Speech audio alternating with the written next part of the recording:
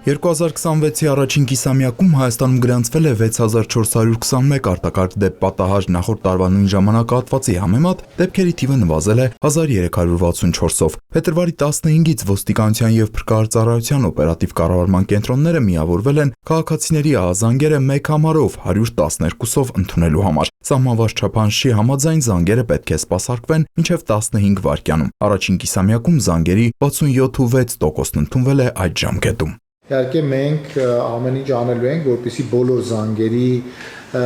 պատասխանների ուրեմն ժամանակային հատվածը դարձնենք այս չափանիշին համապատասխան։ Փրկարարական ստորաբաժանումները վերազինվել են հրշեջ փրկարարական ավտոմեքենաներով, մինչև տարեվերջ սպասում են նաև նոր խմբականակի։ Զուգահեռ զարգացվում է կամավորական փրկարարական հենակետերի ցանցը։ 12 համայնքում գործող 12 հենակետերը սպասարկում են 60 բնակավայր, առաջիկայում նախատեսվում է ևս մեկը։ Փոփոխվել է նաև փրկարարծառայության կառավարման կառուցվածքը։ 7 վարչության փոխարեն այժմ գործում է 3-ը, կրկնվող գործառույթները վերացնելու եւ արդյունավետությունը բարձրացնելու նպատակով։ Նոր կենտրոնների ենթակառուցվածքները նախատեսվում է հարմարեցնել նաև հաշմանդամություն ունեցող բոլոր աշխատակիցների համար։ Կարող է մեկ մարզում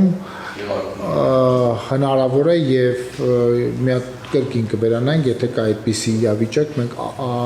առավել կարողացնենք, որպեսզի այդ հնարավորությունները ենթակառուցվածքում լինեն եւ մեր գործընկերները շատ ավելի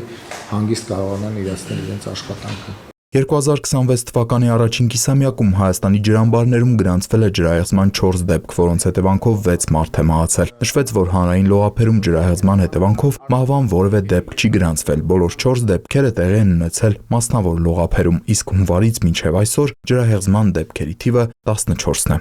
Ցավալի դեպքեր են, սակայն նաև մասնավոր տարածքներում փրկարարծառայողների կողմից պարբերաբար, ինչպես հայտնեցի, իրազեկման լայնածավալ աշխատանքներ են իրականացվում։ Իդեպ հանգստի գոտիներում շրջայցերի ընթացքում փրկարարները քաղաքացիներին իրազեկում են նաև բարձրախոսներով, իսկ նախորդ տարվանից իրավիճակը վերահսկում են նաև դրոնների միջոցով։ Մեր դիտարկմանը, որ շատ դեպքերում մարդիկ գիտակցում են վտանգը, սակայն շարունակում են ռիսկի գնալ, հարցրինք ինչպես փոխել այս վարքագիծը, հատկապես երեխաների եւ երիտասարդների շրջանում։ Իրազեկումը, այո, բավարար չէ։ Բավարար է եւ անհրաժեշտ կրթությունը։ Եվ մենք 2023 թվականից դեռևս ընդունել ենք աղետների ռիսկի կառավարման ռազմավարություն եւ մեծ բաժին կա նվիրված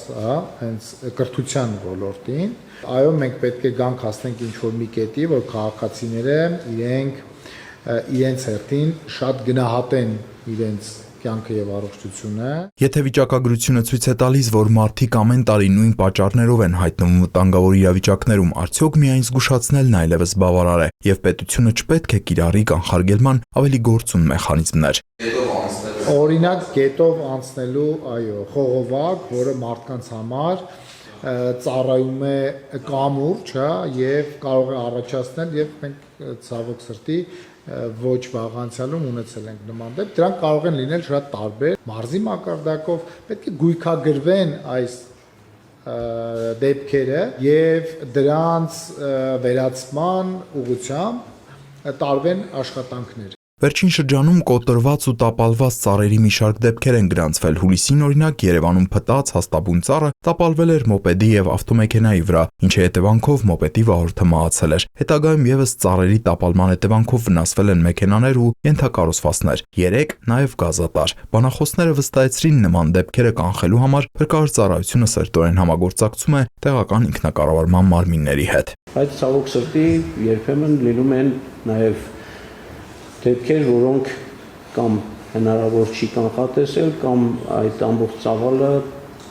տվյալ ժամանակահատվածում հնարավոր չի ամբողջությամբ վերացնել։ Արմեն Մկրտչյանի խոսքով ներքին գործերի նախարարության առաջնահերթություններից են աղետների ռիսկի նվազեցումն ու կանխարգելումը, այդ թվում վաղ ազդարարման համակարգի զարգացումը։ Դրան զուգահեռ նախարար Արփինե Սարգսյանի հրամանով ավելացել են ուսումնական վարժանքներն ու վերապատրաստումները։ Փրկարարական ստորաբաժանումների աշխատանքների արդյունքում առաջին կիսամյակում փրկվել է 68 մարդու կյանք։